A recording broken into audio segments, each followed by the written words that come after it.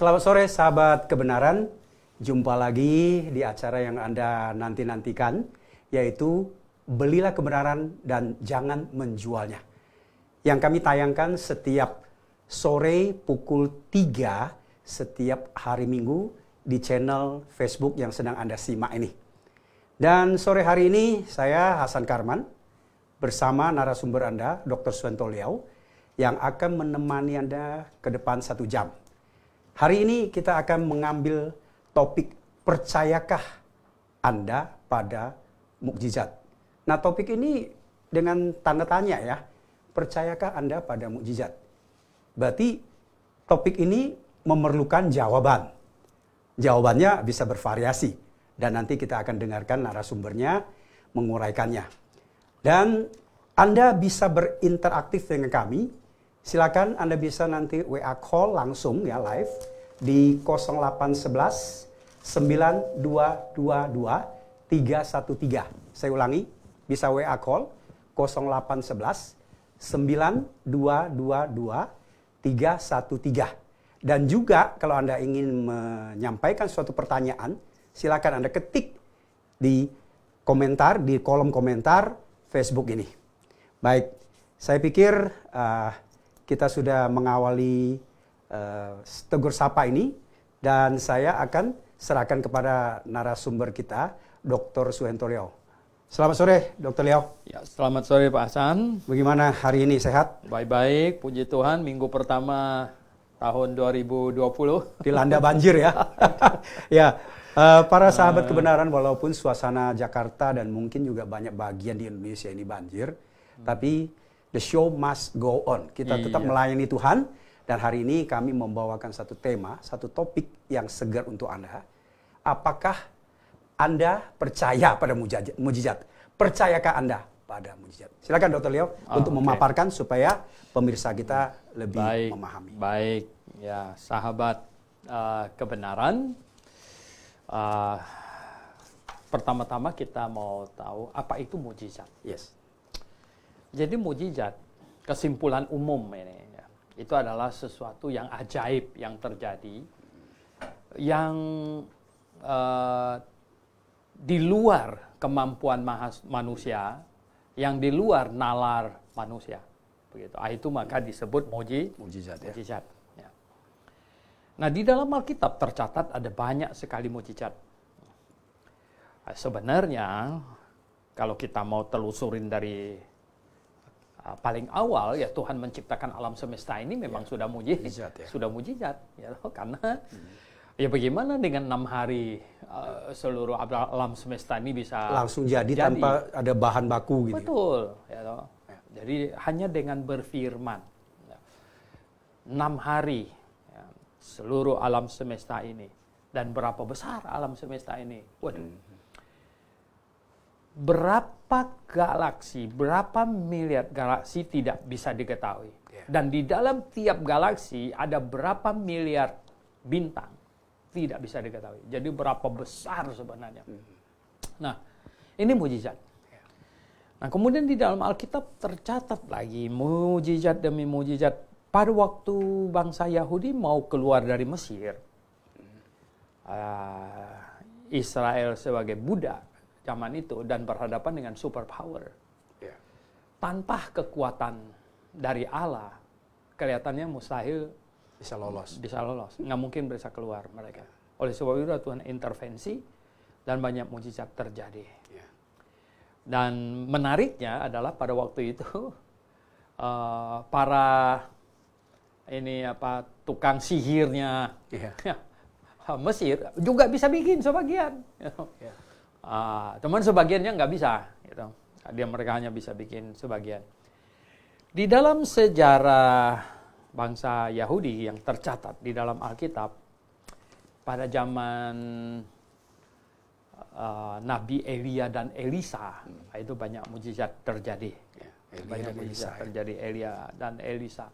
Waktu itu mereka berhadapan dengan kemunduran rohani orang Yahudi yang amat sangat, sehingga mereka menyembah Baal dan lain sebagainya, sampai Nabi Baal kok bisa sampai beratus-ratus gitu kan.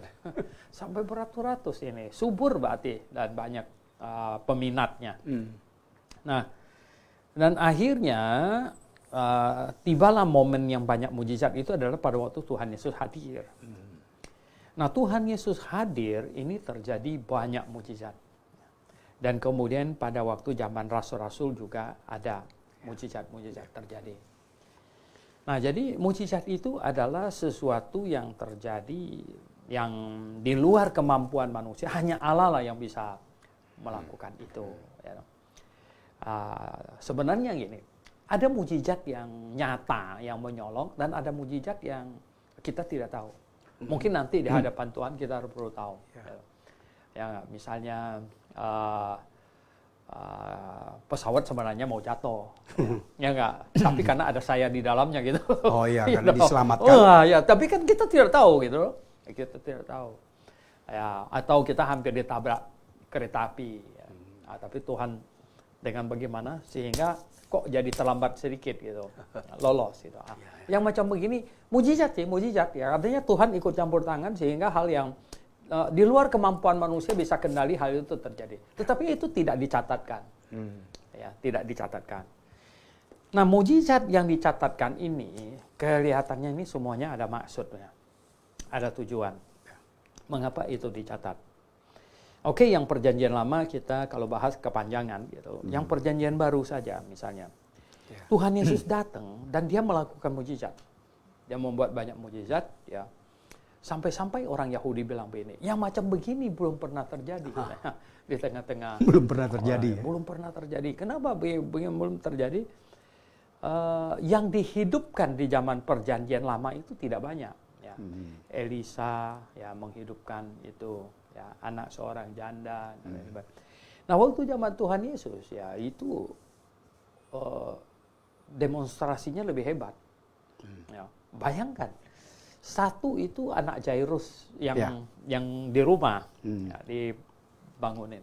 Ya, mereka mungkin pikir, iya sih pingsan, koma pingsan. Gitu.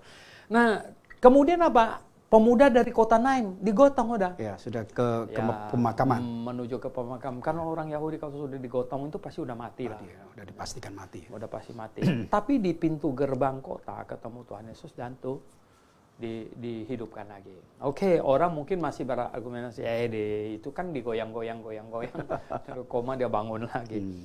Tapi Lazarus 4 hari. Oh, udah busuk. Ya, menurut Marta sampai bilang, guru, ya sudahlah katanya, jangan lagi, sudah berbau, dia sudah berbau. Tapi Tuhan Yesus, Lazarus keluarlah, keluar. Nah, sebenarnya apa tujuan dari mujizat ini? Itu jelas-jelas mujizat, ya. Dan tujuannya apa? Nah, tujuannya kan Tuhan Yesus bilang ini, melalui seandainya kalian tidak mau percaya saya, maksudnya pembawaannya yang dan mungkin posisinya yang kok bukan lahir jadi anak raja, kok lahirnya jadi anak tukang kayu, kan posisi segala macam. Setidaknya kalian mau percaya pekerjaan saya.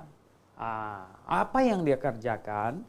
Dia tuh bolak-balik sebenarnya semua yang dilakukan itu adalah untuk meyakinkan orang-orang Yahudi bahwa dia itulah Mesias yang dijanjikan. Itulah dia. Dialah dianya. Karena gini, orang Yahudi itu tunggu-tunggu.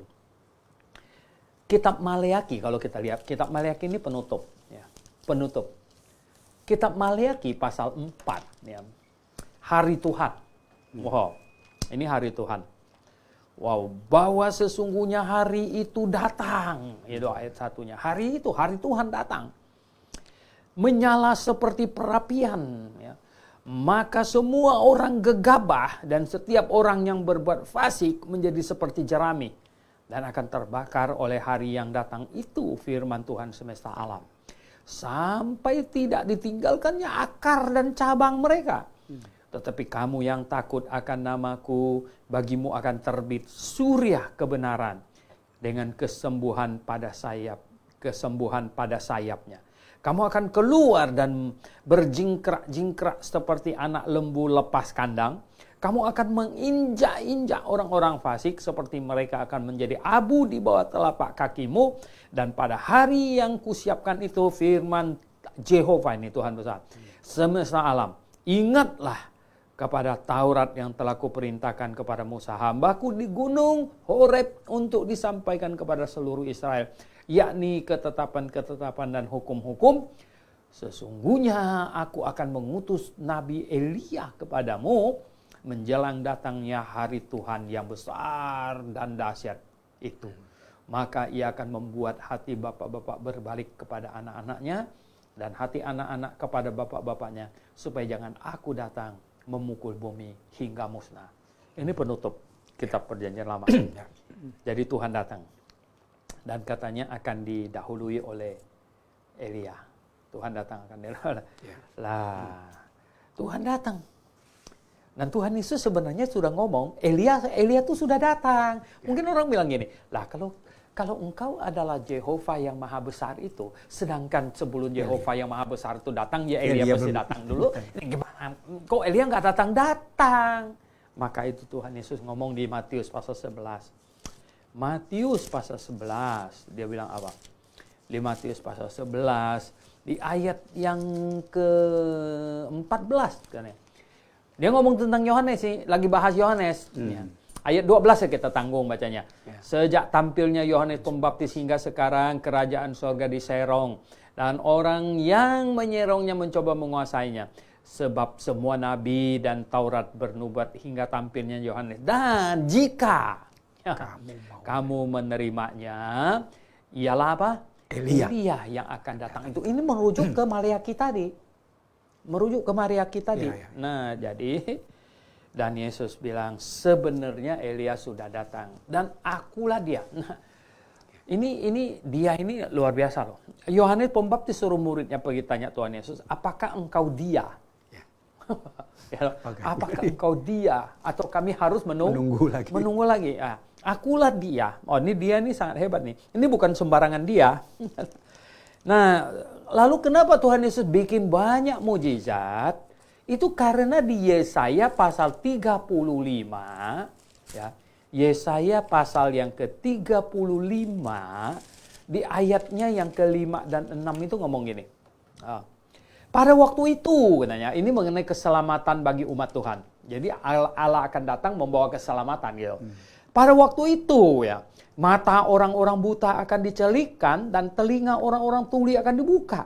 Pada waktu itu, orang lumpuh akan melompat seperti rusa dan mulut orang bisu akan bersorak-sorai sebab mata air memancar di padang gurun dan sungai di padang belantara dan seterusnya. Jadi, ini mujizat.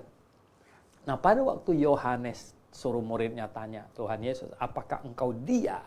Atau kami harus menunggu lagi? Tuhan Yesus kutip ayat ini. Kasih tahu Yohanes. Tuhan menjawab dengan ayat-ayat ya. Tuhan menjawab dengan ayat. Kasih tahu Yohanes, ya, orang buta sudah melihat, orang tuli sudah mendengar, ya, dan Injil sudah diberitakan kepada orang-orang miskin. Nah, berarti gini, dari sini sebenarnya kita simpulkan, ya, bahwa mujizat diadakan, ya, itu adalah untuk meyakinkan ya, semua orang di situ yang berhadapan dengan yang bersangkutan, ya, yang melihat mujizat itu, untuk meyakinkan mereka inilah dia, ya, yang dijanjikan di Perjanjian Lama itu. Jadi mujizat Tuhan Yesus tujuannya itu adalah untuk meyakinkan bahwa dialah Mesias. Dialah Mesias. Nah, Anda percaya nggak mujizat yang dilakukan oleh Tuhan Yesus? Oh, kita percaya. Sangat amat percaya. Banyak orang memfitnah kita, dibilang apa, Pak Suhento ini orang liberal. Ngawur kamu, ngawur. You know. Orang liberal nggak percaya mujizat di Alkitab. Kita super percaya. Absolutely, sangat percaya. Ya, mujizat yang ditulis dalam. Percaya nggak itu mujizat yang Mesir itu yang keluar dari? Oh percaya. Malah orang liberal itu bilangnya apa? Itu mana itu katanya mana itu bukan turun dari sorga. Itu sejenis tanaman kapas yang dibawa katanya. Yang agak manis-manis katanya begitu. Walah, saya pernah baca itu, saya bilang ini ngawur ini. Nah, dan katanya apa? Air menjadi darah itu bukan. Katanya di seberang, di sungai di bagian hulu sana itu ada tanah merah. Tanahnya longsor. Katanya airnya jadi merah. Oh enggak. Kami orang yang sangat percaya mujizat. Sangat percaya. Mujizat Tuhan Yesus apa lagi? Yang dibawa dari Tuhan Yesus. Bayangkan. Waduh. Ya. Tuhan Yesus itu. Ya, bayangkan. Mujizat dipilih. Mujizat atas sakit penyakit. Oh ya, sakit penyakit semua dipilih. Yang kusta lah, yang ringan-ringan nggak demam ya mertuanya Petrus ya demam segala macam itu sih kecil. Tapi yang kusta lah, yang lumpuh berapa puluh tahun nggak jalan lah, ya, yang lumpuh berapa puluh tahun tidak jalan, bayangkan Tuhan bikin dia. Ah ini dah. Jadi gini, Tuhan menguasai penyakit. Ya. Menguasai alam, angin ribut segala macam. Ya. Menguasai binatang yang paling sulit dikuasai itu adalah apa, tahu nggak? Banyak. Itu binatang dalam air gimana cara kita kuasai? Oh iya. Ya nggak? Hampir susah untuk jadi dolphin. Ini kalau ikan apa? Ikan nila gitu gimana menguasainya? Nah, Tuhan Yesus menunjukkan dia berkuasa atas ikan. Sampai ikan yang punya uang di mulutnya makan pancingannya. Ada koin di dalam mulutnya. Ada koin. Pancingannya Petrus dia makan. Ikan dikumpulkan di satu tempat dijala sama mereka. Ini luar biasa. Tuhan menguasai alam. Pohon. Ya. Pohon dibilang mulai hari ini kau jangan berbuah lagi. Pohon ara itu langsung mati ya? Langsung mati. Nah semuanya itu. Penyakit. Waduh. Yang paling ngeri zaman itu bukan kanker. Belum sih. Kusta ya? Iya kusta. Aduh ya. Kena kusta itu repot itu ya toh. Mati nggak mati dan dijauhin orang. Gila ya toh bisa. Ya. Mau gimana ya. Lebih baik pilih mati daripada disingkirkan ya. Karena kusta. Begitulah. Nah saudara yang saya kasih dalam Tuhan Yesus. Coba bayangkan. Jadi semua itu Tuhan lakukan ya, sebenarnya dengan satu tujuan. Apa? Meyakinkan orang bahwa dia adalah yang dijanjikan di perjanjian lama. Mesias ya. Ya, dialah itu. Nah, kemudian kita percaya nggak? Oh, sangat percaya. Sangat percaya. Dan kemudian kita baca di Kisah Para Rasul, rasul-rasul melakukan mujizat. Rasul-rasul melakukan mujizat. Waduh. Wow, kita baca rasul-rasul melakukan mujizat. Mujizat pertama yang tercatat ya.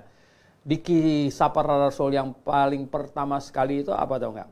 Petrus dan Yohanes menyembuhkan orang yang lumpuh ya sejak lahir di pintu gerbang indah. Terkenal sekali ucapannya apa? Emas perak aku tak punya ya. Tetapi apa yang ada padaku itulah yang kuberikan kepadamu. Demi nama Yesus Kristus orang Nazaret itu berjalanan dan orang itu berjalan langsung. Wow ya. Nggak pakai ditepuk-tepuk minum, pakai air, apa segala macam. Langsung. Nah ini mujizat yang dilakukan oleh Petrus, ya katanya, di gerbang indah, dekat Serambi Salomo di sana. Dan seterusnya, wah yang mengerikan. Yang mengerikan lagi itu tentang apa? Ini, tercatat lagi berikut. Apa tuh? Pasal 5 itu Ananias dan Safira. Mati. Ini, ya jadi...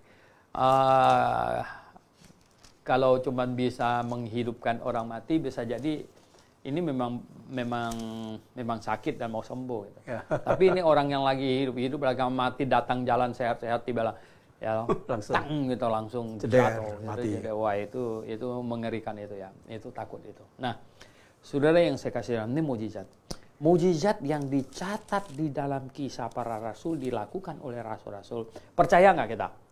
Oh percaya, sangat amat percaya. Ya, saya sangat amat percaya. Nah, persoalannya sekarang ini adalah gini.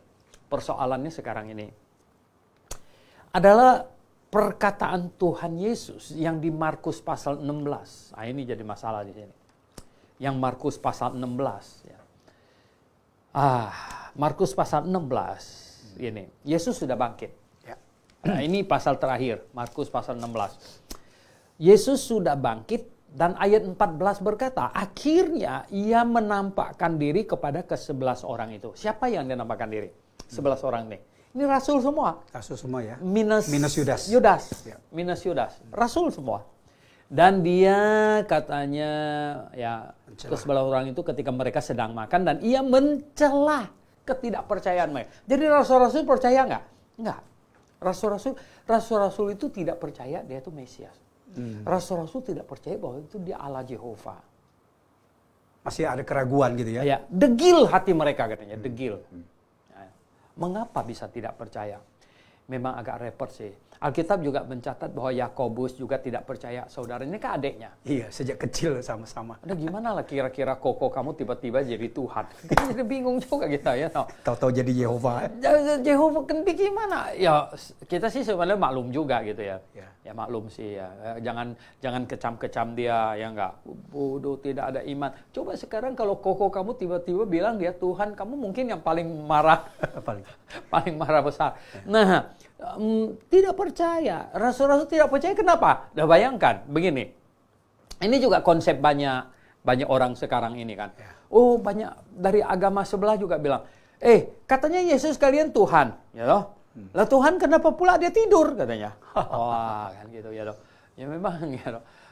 Mungkin murid-murid juga waktu itu pikir, loh kok dia tidur? Capek juga gitu ya.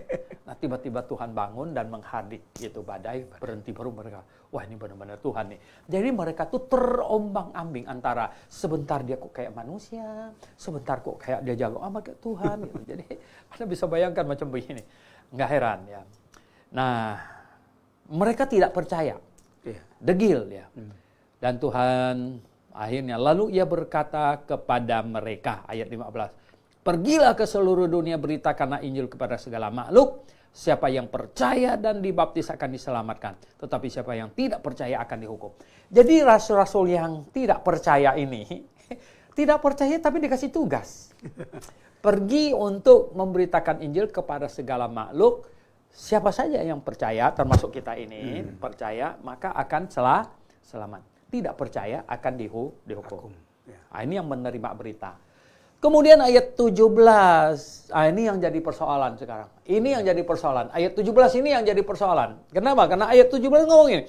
Tanda-tanda ini akan menyertai orang-orang yang percaya. Mereka pikir orang percaya oleh pemberitaan. Padahal tidak. Maksudnya, ini rasul-rasul ini. Kan tadinya mereka tidak percaya dan disuruh pergi. Jadi tanda ini akan menyertai yang pergi yang percaya gitu. Memang akhirnya mereka percaya sih semuanya gitu. Nah, tetapi ini bukan bicara kenapa? Yang menerima pemberitaan sudah ada upahnya yaitu selamat gitu. Nah, ini menyertai. Kalau kata menyertai itu pasti kepada yang pergi. Ya enggak? Ya kalau duduk kenapa disertai? Jadi pergi maka disertai. Jadi tanda-tandanya akan menyertai ya orang-orang yang percaya, mereka akan mengusir. Orang tanya, Pak Sento, kenapa Tuhan Yesus tidak ngomong ini? Tanda-tandanya akan menyertai kalian ya. Nah, Tuhan Yesus ambil posisi ya. Ya oke, kalau kalian tidak mau percaya, tetap dalam posisi sekarang ini tidak percaya, ya jelas tidak disertai. Tapi kalau sungguh percaya, maka kamu akan disertai. Nah ini dia, disertai. Ya, mereka akan mengusir setan-setan demi namaku. Mereka akan berbicara dalam bahasa-bahasa yang baru bagi mereka. Mereka akan memegang ular dan sekalipun mereka minum racun maut, mereka tidak akan mendapat celaka. Mereka akan meletakkan tangannya di atas orang sakit dan orang itu akan sembuh dan seterusnya. Nah, ini untuk para rasul. Ya. Nah, begini. Andai kata orang belum jelas lagi ini, belum jelas lagi. Tuhan itu tidak mau manusia ragu-ragu. Dia tambahin lagi. Di 2 Korintus pasal 12 ayat 12 ya. 2 Korintus pasalnya 12 ayat 12 karena kita baca dari Dari ayat 11 saja. Dari ayat 11 komen. Sungguh aku telah menjadi bodoh, tetapi kamu yang memaksa aku. Ini Paulus yang ngomong nih. Dia tulis. Sebenarnya aku harus kamu puji. Karena meskipun aku tidak berarti sedikit pun, namun di dalam segala hal, aku tidak kalah terhadap rasul-rasul yang luar biasa itu. Maksudnya Petrus, ya yang lain-lain kok dihormatin. Ini jemaat Korintus ini nampaknya ada sedikit ragu, ada mau melecehkan dia. Jadi Paulus bilang, akhirnya di ayat 12 dia bilang apa? Segala sesuatu yang membuktikan bahwa aku adalah seorang rasul telah dilakukan di tengah-tengah kamu dengan segala kesabaran, ya, oleh apa? Tanda-tanda, mujizat dan kuasa-kuasa. Sangat mungkin begini. Ini Paulus tulis surat itu, lihat nih, suratnya dia tulis apa di depannya tuh. Di depan dia tulis apa, katanya apa? Dari Paulus, penegasan, Rasul Yesus Kristus, katanya. Ya dong. Wah ini, ya. Ini kan surat kedua, dia tidak pakai ini. Ya. Surat kedua, dari Paulus, yang oleh kehendak Allah menjadi rasul. Ya, nah ini, menjadi rasul Kristus Yesus. Jadi, menjadi rasul. Mungkin ada yang, dia kan nggak masuk dalam 12 itu. 12 orang yang ikut tuh. Apalagi Yesus sudah naik ke surga ya. Mungkin ada pengolok-olok juga di situ ya, pencemooh bilang apa-apaan kok dia pakai nama, dia rasul pula. Kapan dia jadi rasul? Nah, akhirnya ya 2 Korintus 12 ayat 12 ini penegasan. Ini penegasan ya. Segala sesuatu yang membuktikan aku seorang rasul. Oh ya. Nah, jadi gini. Ini meneguhkan yang di Markus pasal 16 bahwa bukti seorang rasul disertai dengan tanda gitu. Jadi kalau yang di Markus 16 ini orang siapapun yang disertai berarti dia rasul. Jelas ini sudah sangat jelas sekali. Nah, kita bisa baca lagi Kisah Rasul pasal 2. Kisah Rasul pasal 2, Pak Hasan baca 43. Kisah Rasul pasal 2 ayat 43. Ya. 43. Maka ketakutanlah mereka semua, sedang rasul-rasul itu mengadakan banyak mukjizat dan tanda. Siapa yang bikin mukjizat? Rasul-rasul. Rasul-rasul. Oke, jelas. Pasal 5 ayat 12. Pasal 5 ayat 12. 5 ayat 12. Ya. Dan oleh rasul-rasul diadakan banyak tanda dan mukjizat di antara orang banyak. Dan oleh rasul-rasul yang bikin mukjizat, rasul juga, oleh rasul-rasul. Maka itu kita membaca Paulus mission pertama jalan dengan Barnabas. Yang bikin mukjizat cuman Paulus ya. Mission kedua jalan bersama Silas. Yang bikin mukjizat cuman Paulus. Nah, berarti Pauluslah rasul Kristus Yesus. Dia yang melakukan. Jadi kita percaya nggak mukjizat yang dilakukan oleh para rasul ini? Jelas percaya. Begitu ya. Percaya. Absolutely. In my heart. Percaya amat sangat gitu. Nah, justru karena memahami Alkitab inilah maka sekarang ini jadi masalahnya gini. Ini sembarangan orang.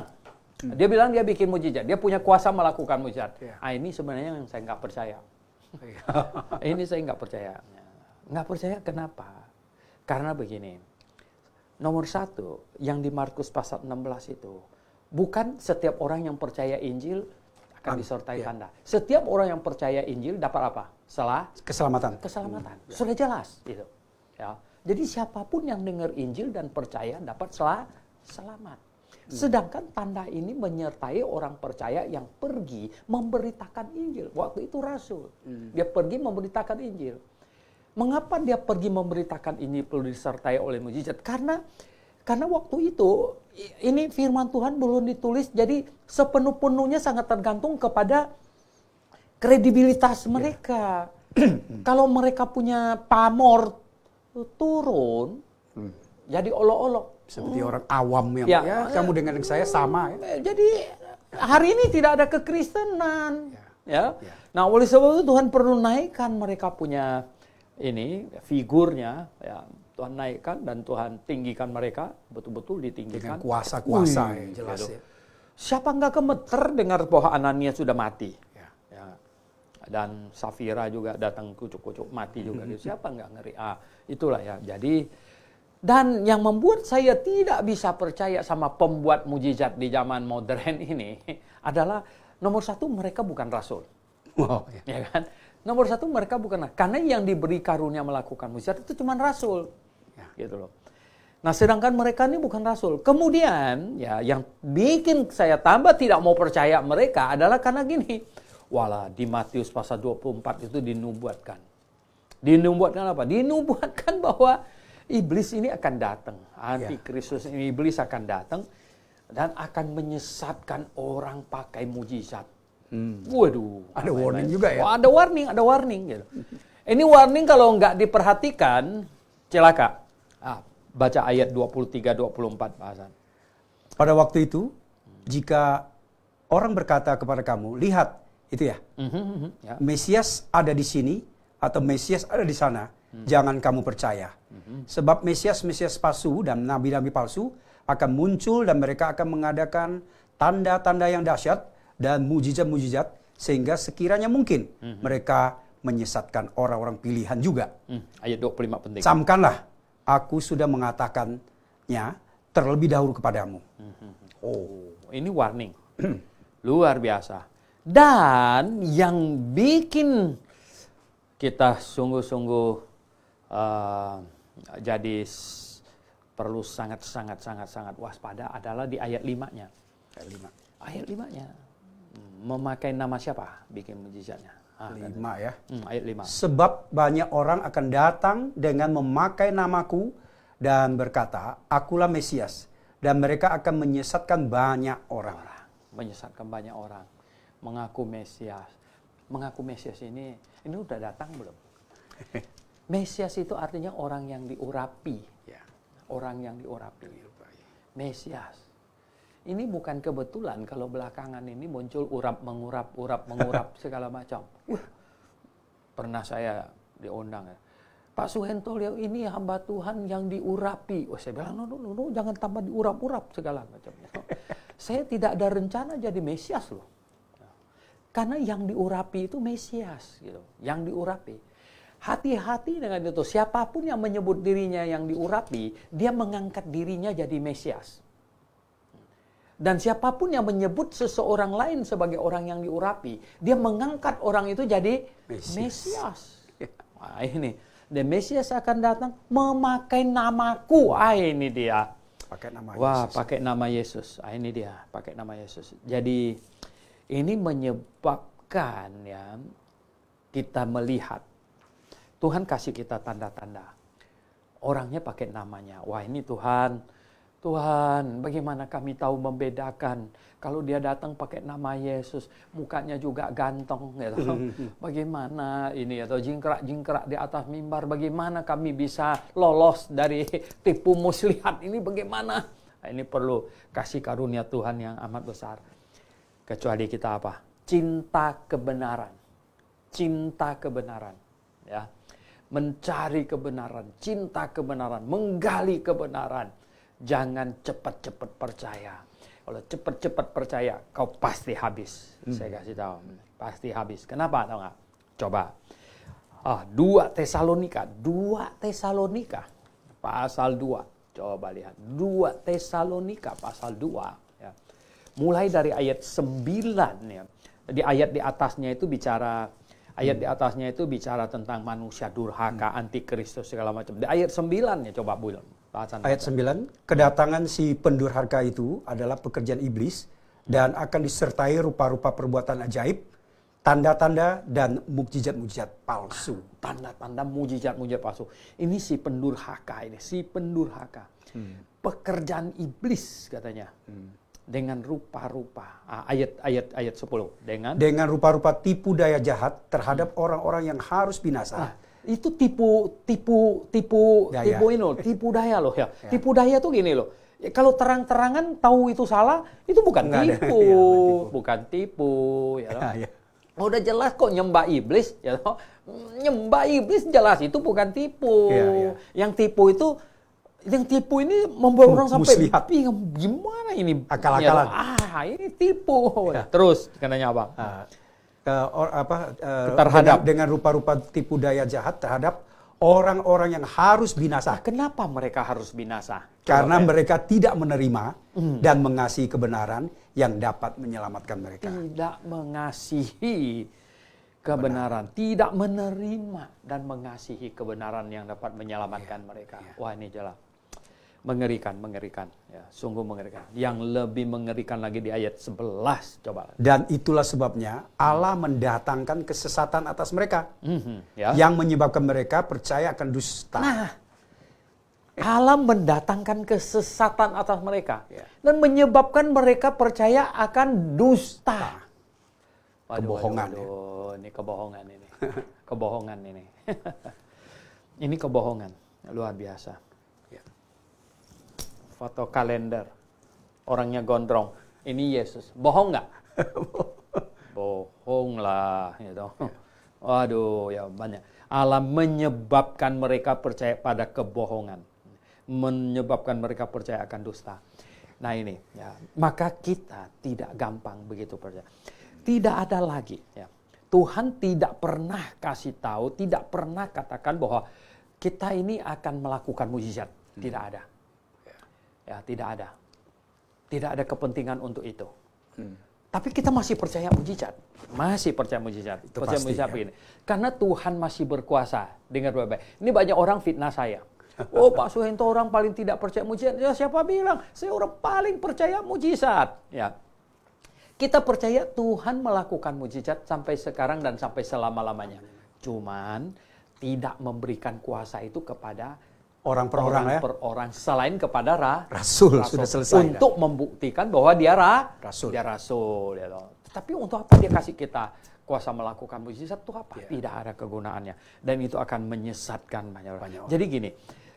Misalnya kalau kita pergi pelayanan nih, kita pergi ke Papua sana, masuk hutan gitu, pelayanan gitu ya.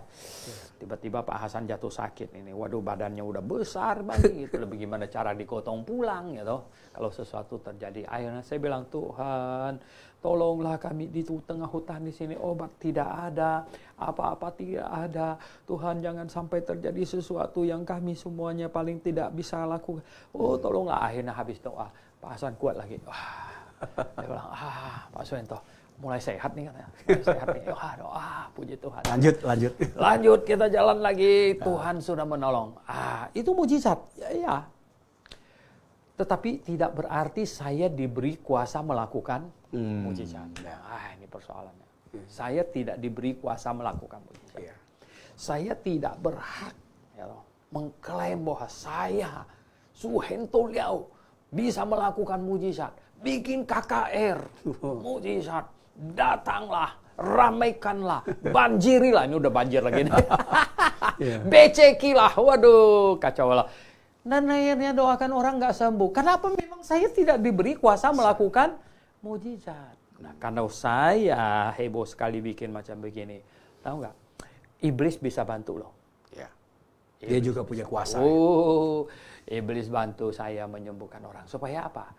Untuk mengacaukan konsep kerasulan. Ya, ini banyak orang tidak paham. Jadi Suhento pun punya kuasa melakukan mujizat. Heboh sekali ke sana kemari. Berarti apa? Berarti orang begini, kalau begitu ya, antara dua gini. Ya, kalau begitu katanya begini.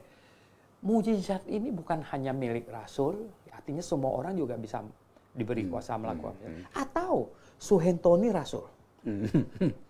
Jadi dua ini kemungkinan. Ini gimana? Rasul nggak mungkin ya. Oke. Kalau saya rasul, lama-lama ini belakang ini ada banyak yang mau rasul ini, mau jadi rasul, angkat diri jadi rasul. Kalau saya rasul, berarti semua yang saya tulis diterima sebagai firman Tuhan. Kalau saya rasul.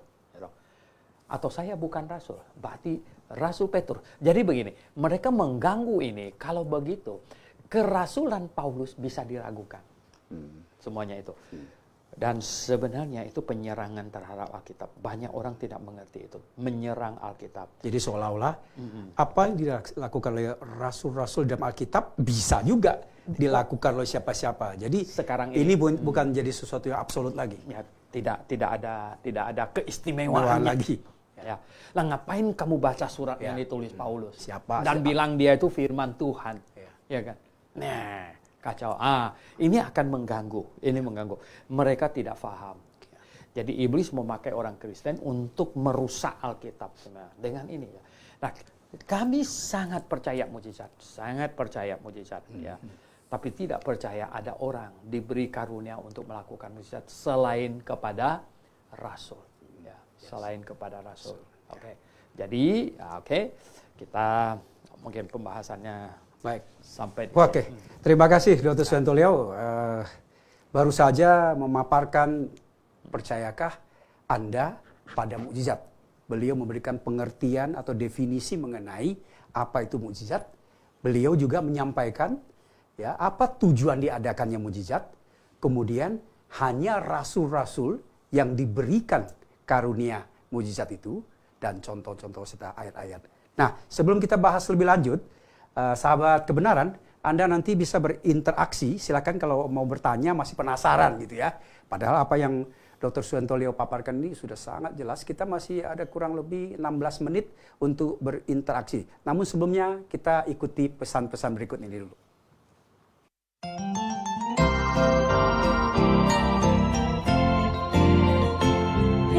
Halo semuanya, bagi Anda pencinta buku-buku rohani Kristen terbitan Grace International Theological Seminary, kali ini kami memperkenalkan satu buku spesial yang ditulis oleh Dr. Suyanto dengan judul Kapan Saja Saya Mati, Saya Pasti Masuk Surga.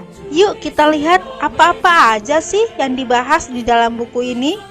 Amsal Salomo mengatakan ada jalan disangka orang lurus, tapi ujungnya menuju maut.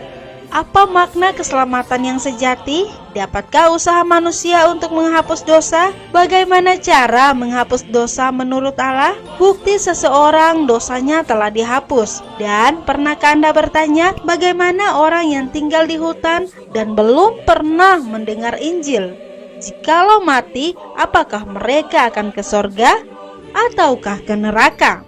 Buku Kapan Saja Saya Mati, Saya Pasti Masuk Sorga dapat menjelaskannya. Jikalau Anda berminat untuk mendapatkan buku ini, caranya gampang saja, hubungi toko buku Grace di 021 6471 4156 atau di 0813 1586 3518. Ayo buruan sebelum kehabisan.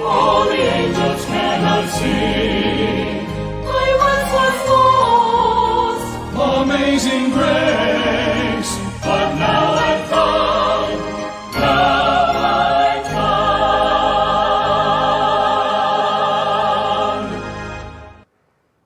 Sahabat kebenaran, kita kembali lagi. Sekarang kita masuk dalam sesi tanya jawab atau interaktif. Silakan Anda boleh bertanya di kolom komentar di akun Facebook yang sedang Anda simak ini, atau Anda juga bisa WA call ya di nomor yang sudah tertera ini. Baik, ini ada satu pertanyaan masuk. Mungkin Dr. Suyanto tolong menjawabnya. Selamat sore Dr. Liao, ada pertanyaan, mohon diberi pencerahan. Bolehkah dijelaskan mengapa mukjizat tercatat lebih banyak terjadi pada masa Perjanjian Lama, misalnya zaman Musa, Yosua dan nabi-nabi, dibandingkan zaman Perjanjian Baru? Iya. Kenapa lebih banyak? Apa benar begitu ya? Sebenarnya tidak lebih banyak kalau dibandingkan dengan durasi waktunya.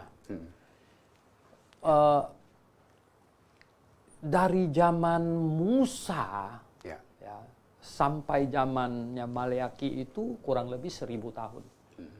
Itu mujizatnya hanya berapa? Sedangkan Perjanjian Baru itu eranya lebih pendek ya? Betul. Cuman sekian puluh tahun. Gitu. Ya kan? Iya. Jadi sebenarnya kalau dibandingkan dengan durasi waktunya itu Perjanjian Baru lebih banyak. Tetapi begini aja. Sebenarnya begini, mujizat terjadi bukan tanpa tujuan, bukan tanpa maksud. Ya, bukan untuk happy dan show of power untuk unjuk-unjuk kekuatan begitu. Bukan. Mujizat itu ada tujuannya. Jadi kenapa pada waktu zaman Musa bawa orang Yahudi keluar dari Mesir diperlukan mujizat kan? Di awalnya saya udah bilang tanpa mujizat nggak mungkin mereka bisa keluar. Tidak mungkin ya. Bahkan sampai mujizat terakhir aja semua anak sulung sudah mati, Firaun nggak nyerah, dia kejar terus kok. Dia kejar terus gitu. Nah jadi karena ada tujuan ya. Ada tujuan yang sangat jelas. Zaman Elia, wah itu zaman yang parah sekali itu ya. Itu zaman Raja Ahab itu. Itu yang istrinya Isabel itu ya, itu yang ya diisukan ada istri presiden yang di luar negeri itu yang kadang-kadang ada orang-orang penting itu yang punya apa tukang dukun-dukun yang orang pinter. Orang pinter yang jaga apa penasehat apanya rohani gitu. Penasehat apa spiritual istilah.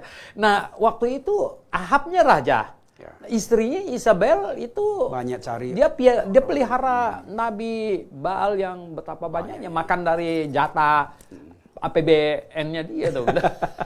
Nah itulah makanya perlu disikat sama waktu itu Nabi Elia nggak main-main. Diteruskan dengan Nabi Elisa.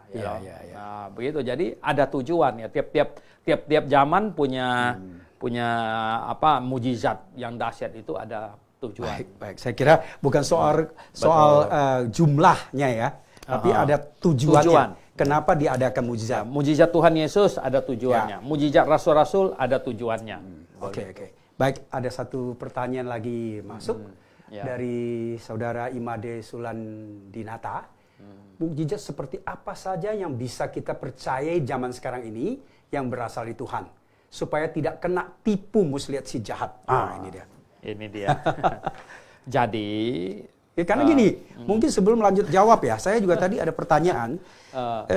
Kalau kita lihat Alkitab, baik Perjanjian Lama, Perjanjian Baru, mujizat itu sangat spesifik. Betul. Nilainya itu mahal loh. Betul. Ya. Tapi sekarang itu mengklaim itu seolah-olah mujizat itu sesuatu yang nggak ada apa-apanya. Suatu kebetulan pun dianggap mujizat. Betul. Nah mungkin ini cara membedakan. Jadi begini. Hari ini Tuhan tidak ada keperluan untuk meninggikan seseorang melalui mujizat. Ini harus dikonsepkan dulu. Ini harus dipahami dulu. Jadi tidak ada keperluan Tuhan untuk buat Suhento jadi sangat dikultuskan, gitu ya. Seseorang dikultuskan, tidak ada kegunaan, tidak ada tujuan. Malah ada warning hati-hati ya. Hati-hati kalau ada. Nah, kalau gitu, jadi mujizat apa? Saya menulis satu buku cara membedakan. Jadi mujizat yang kita yakini masih dari Tuhan, itu justru tidak diketahui, tidak berasa. Ya, tidak berasa. Kalau berasa dan menonjol, ada seseorang yang ditinggikan, yang dipuji, yang didatangin terima kasih segala macam. Itu bukan dari Tuhan. Ya, itu bukan dari Tuhan. Ini harus jelas sekali. Jadi begini, Tuhan yang sanggup membuat saya digigit ular berbisa dan tidak mati, gitu. Tuhan itu jauh lebih sanggup membuat saya tidak sampai digigit oleh ular itu. Betul nggak? Oke. Jadi gini, logika ya. Jadi Tuhan yang sanggup ya membuat saya kena gigit ular berbisa dan tidak mati, dia jauh lebih sanggup untuk menghindari saya digigit ular berbisa. Kalau Tuhan sampai mengizinkan saya digigit oleh ular dan tidak mati, itu artinya Tuhan sengaja mau meninggikan saya. Berarti itu yang justru ada peringatan tidak win-win. Itu yang diperingatkan itu. Saya pernah ngalami Pak Hasan. Waktu itu sama Pak Alfred, Pak Alfred Tatuhas. Kami seminar di Pulau Mahengetang, Sanger. Selesainya acara semuanya itu sudah jam 9 malam. Jadi kami berjalan menuju ke tempat kami tidur di rumah yang disediakan kepala desa. Pulau itu belum ada listrik, jadi gelap sekali. Jadi kepala desa jalan sama saya, kami berdua paling depan. Diikutin rombongan banyak orang ratusan di belakang. Orang kampung. Ya orang kampung lah ya semuanya. Kami yang paling depan dan dia yang pegang senter. Kepala desanya yang tiba-tiba saya didorong ke belakang, hampir jatuh, terjungkal.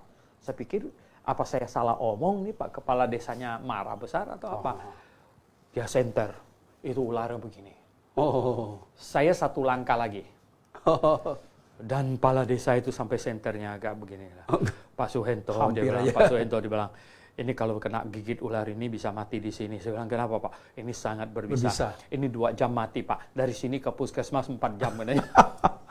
Ya. Wow, saya bilang Tuhan. Nah kan ya dong, Ya. mujizat. Saya merasakan itu. Jadi gini, Tuhan yang sanggup membuat ular berbisa gigit saya dan tidak mati. Dia jauh-jauh lebih sanggup menghindarkan saya dari digigit oleh ular itu.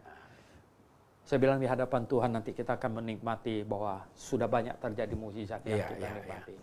Nah, tetapi kalau ada orang berkata, ke sini saya doakan supaya mukjizat terjadi, KKR mukjizat, itu nggak benar.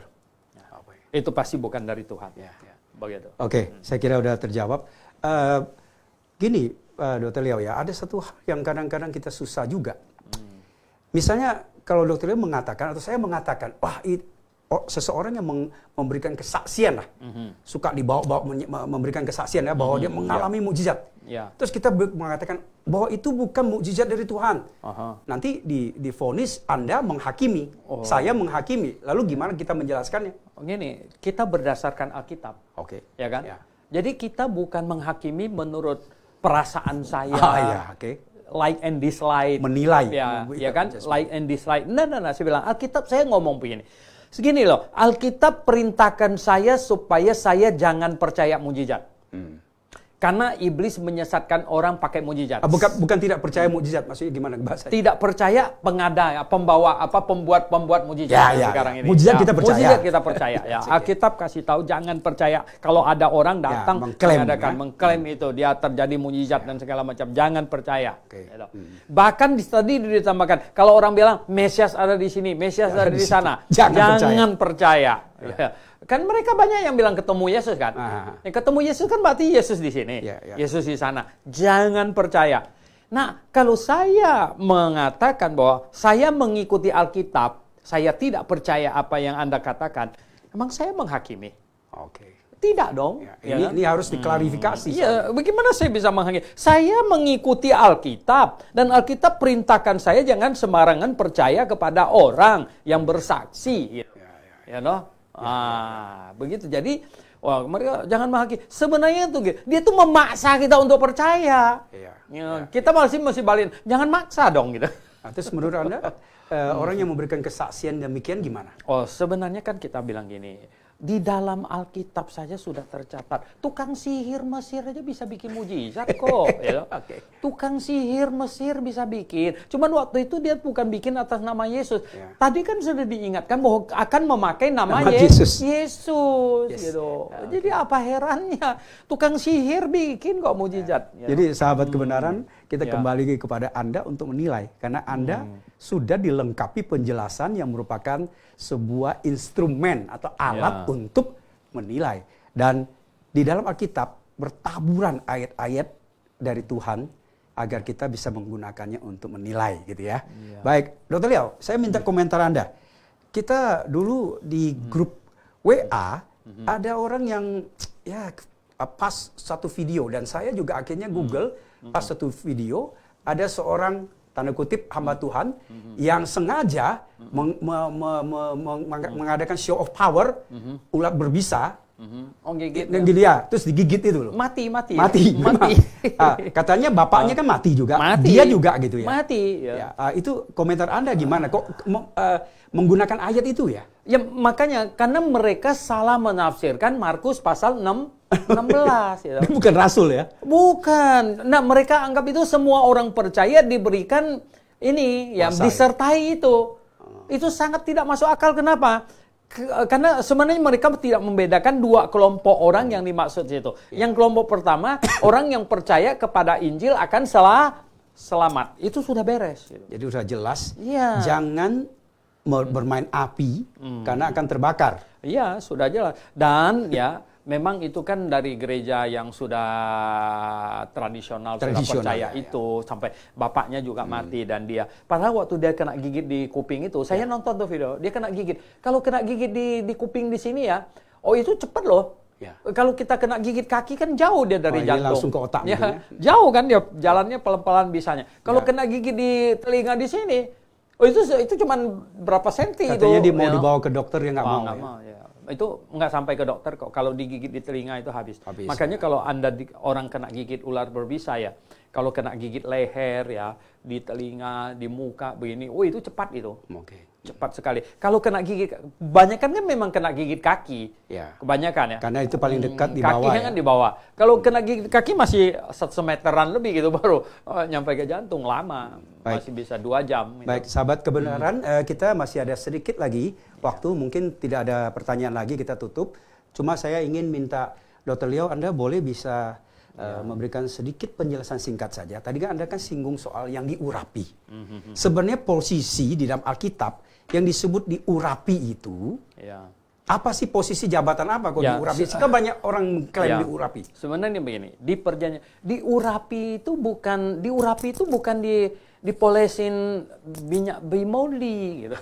Diurapi itu sebenarnya itu kalau sekarang tuh sebenarnya dilantik ya. Anggota DPR dilantik, ya presiden terpilih dilantik. Diurapi itu dilantik gitu. Nah, pelantikan di perjanjian lama itu ada 3 jabatan yang dilantik. Ini 3 jabatan yang mewakili Tuhan dalam zaman Sacral Society. Rajanya, imamnya, nabinya.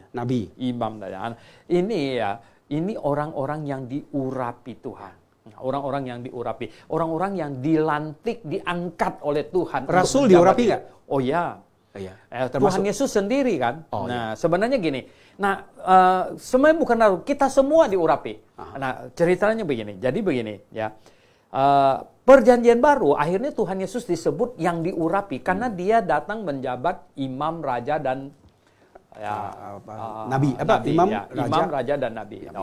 Dan kemudian kita semua sekarang ini adalah orang yang sudah diurapi. Semua. Nah, coba baca di 1 Petrus 2 ayat 9. 1 Petrus 2 ayat 9. Ya, 1 Petrus 2 ayat 9. Ayat 9. Tetapi kamulah bangsa yang terpilih, imamat yang rajani, bangsa yang kudus, umat kepunyaan Allah sendiri, supaya kamu memberitakan perbuatan-perbuatan yang besar dari Dia, yang telah memanggil kamu keluar dari kegelapan kepada terangnya yang ajaib. Nah, ini kesimpulan Rasul Petrus tentang kumpulan orang-orang yang percaya kepada Tuhan. Kamulah bangsa yang terpilih, imamat yang rajani. Jadi begini. Imam itu kan perantara antara manusia dengan Allah. Ketika Roh Allah masuk di dalam hati kita dan kita menjadi anak Allah, tidak lagi diperlukan imam perantara. Oleh sebab itu jabatan imam selesai, tidak diperlukan lagi imam. Nah, setiap kita sudah menjadi imam, menjadi anak Allah, Jadi kita sebenarnya lebih dari orang yang diurapi. Ya, lebih dari orang yang diurapi.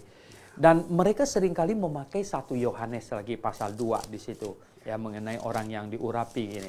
1 Yohanes pasal 2 ya di ayat yang ke-20 ya dan di ayat 27 di situ.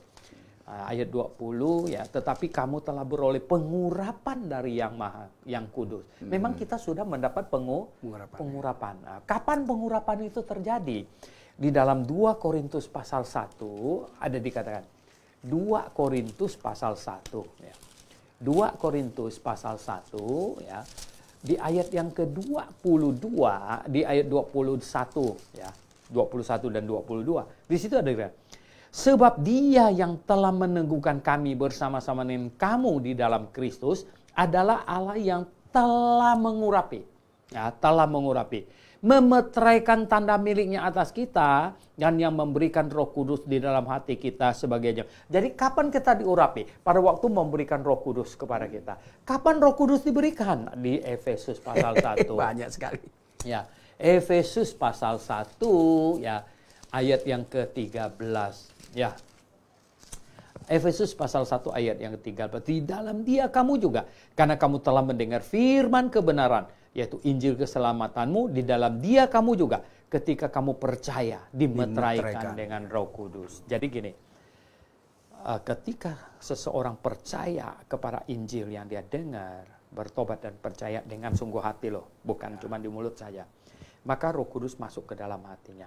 Nah, masuknya Roh Kudus inilah yang tadi di 2 Korintus itu disebut itu pengurapan. Jadi setiap orang Kristen lahir baru itu sudah diurapi. Sangat Jadi jelas. tidak ada lagi si pendeta yang diurapi dan lain sebagainya. No, tidak ada yang macam begitu. Ya, jangan ada klaim dia spesial Betul. seperti sebuah jabatan di Iya. dalam perjanjian lama gitu ya. Nah, tidak ada lagi Baik, yang begitu. saya kira udah cukup Dr. Liao topik pembahasan kita. Sahabat kebenaran, kita sudah harus sudahi topik pembahasan kita hari ini, yaitu percayakah Anda pada mukjizat. Dr. Liao, Anda berikan closing statement mengenai topik kita, percayakah Anda pada mukjizat ini? Ya. Percaya, sangat percaya pada mukjizat. Ya. Sangat percaya pada mukjizat.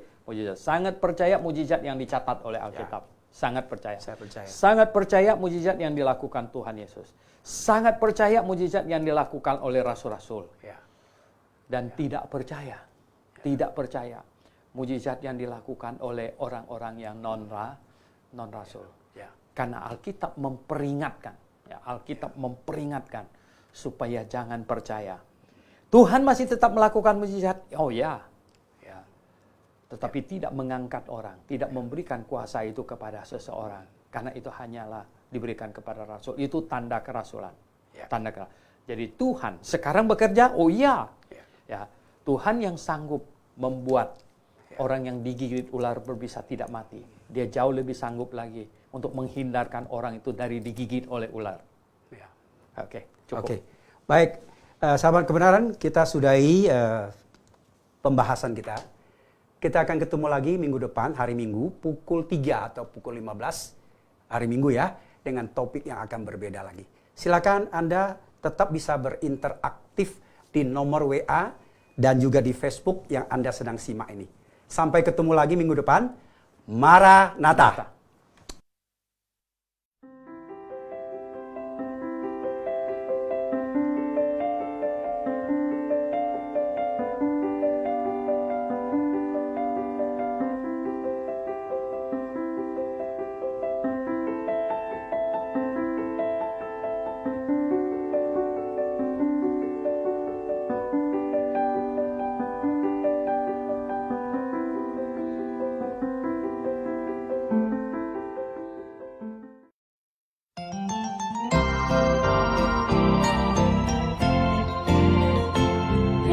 Halo semuanya, bagi Anda pencinta buku-buku rohani Kristen terbitan Grafe International Theological Seminary, kali ini kami memperkenalkan satu buku spesial yang ditulis oleh Dr. Suhento Liao dengan judul Kapan Saja Saya Mati, Saya Pasti Masuk Surga.